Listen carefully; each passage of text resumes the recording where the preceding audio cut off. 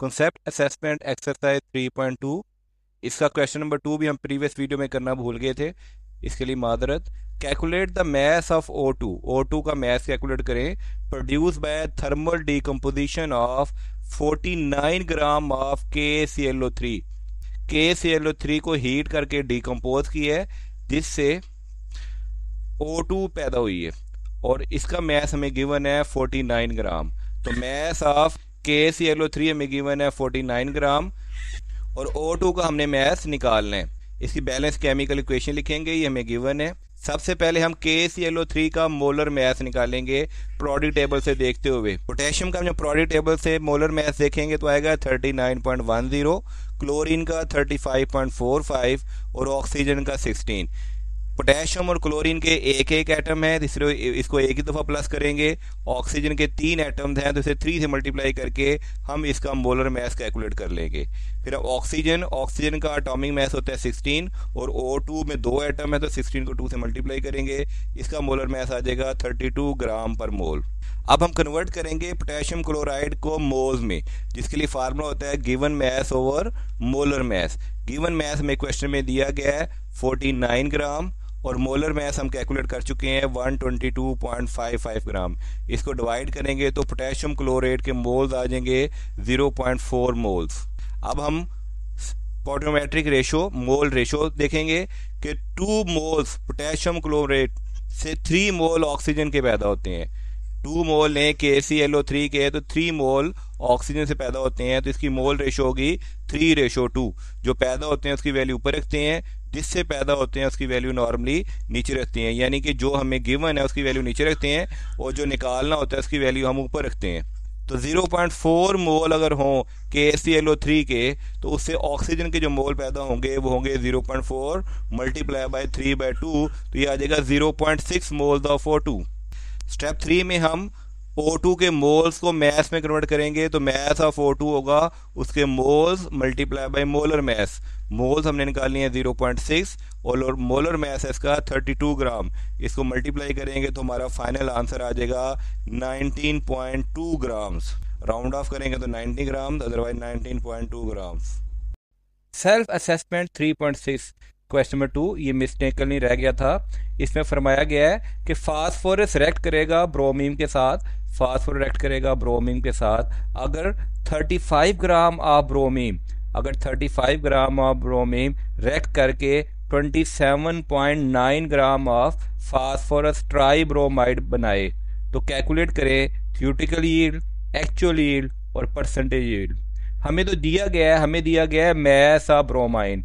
Bromine का mess दिया गया है 35 ग्राम और एक्चुअल मैस दिया गया है फास्फोरस ट्राईब्रोमाइड का, वो है 27.9। प्रोबेबिलिटी टेबल से जब Br2 का हम मैस फाइंड करेंगे तो वो आएगा हमारे पास 159.8 ग्राम पर मोल और PBr3 का आएगा 270.7 ग्राम पर मोल। अब हम निकालेंगे थ्योरेटिकल यील्ड। जो हमें 35 ग्राम मैस दिया गया है ब्रोमीन का, उसे हम मोल में कन्वर्ट करेंगे, given mess divided by molar mass. तो गिवन मैस है 35 ग्राम और मोलर मैस हमने प्रोडक्ट टेबल से फाइंड किया है वो है 159.8 ग्राम। इसको डिवाइड करेंगे तो ब्रोमीन के मोल आ जाएंगे 0.219 मोल। अगर ब्रोमीन के 3 मोल हों तो फास्फोरस ट्राईब्रोमाइड के 2 मोल पैदा होते हैं, तो 3 मोल ऑफ ब्रोमीन के लिए 2 मोल पैदा होते हैं फास्फोरस ट्राईब्रोमाइड के लिए, इसलिए इसकी रेशो हो जाएगी मोल रेशो 2:3।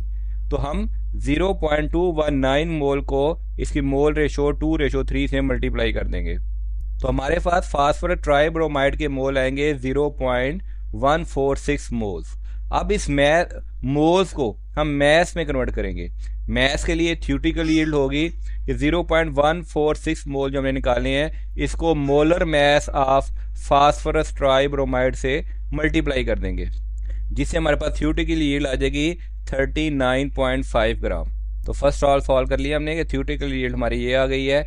एक्चुअल यील्ड तो हमें क्वेश्चन में गिवन है, जो एक्चुअल में प्रोड्यूस हुई है 27.9 ग्राम, तो एक्चुअल यील्ड होगी 27.9 ग्राम। सी पार्ट में हम निकालेंगे परसेंटेज यील्ड। परसेंटेज यील्ड होती है actual yield divided by theoretical yield multiply by 100।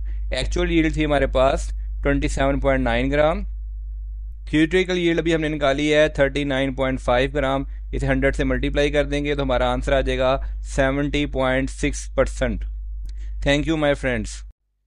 Concept assessment exercise 3.11, इसका क्वेश्चन नंबर 1 का पार्ट 2 भी हम गलती से छोड़ गए थे, इसके लिए माजरत हुआ है। कि इसमें है कि फाइंड करें अमाउंट ऑफ NaOH पर सेंटीमीटर क्यूब। तो कन्वर्ट करेंगे मोलैरिटी टू ग्राम पर डेसीमीटर क्यूब। इसके लिए हमें मोलर मैस निकालना होगा NaOH का। सोडियम का 23, ऑक्सीजन के लिए 16 और हाइड्रोजन के लिए 1। इसका मोलर मैस निकलेगा 40 ग्राम। इसके फर्स्ट वाले पार्ट में हम इसकी मोलैरिटी निकाल चुके थे कि NaOH की मोलैरिटी थी 0.098 मोलैरिटी। अब हम इसकी मैस कंसंट्रेशन निकालेंगे जो होगी molarity multiply by molar mass. तो मोलैरिटी हम निकाल चुके थे, इसको हम मोलर मैस से मल्टीप्लाई करेंगे तो हमारा आंसर आ जाएगा 3.92 ग्राम पर डेसीमीटर क्यूब। अब ग्राम पर डेसीमीटर क्यूब को ग्राम पर सेंटीमीटर में क्यूब में कन्वर्ट करने के लिए हमें इसे 1000 से इस पूरी वैल्यू को डिवाइड करना होगा। यानी कि 1 डेसीमीटर क्यूब पर 1000 से हम डिवाइड करेंगे। डेसीमीटर क्यूब से कैंसिल हो जाएगा तो आ जाएगा 3.92 ग्राम पर सेंटीमीटर क्यूब। इसको हमने सॉल्व किया तो हमारा आंसर आया 0.00392 ग्राम पर centimetre cube. Thank you my friends.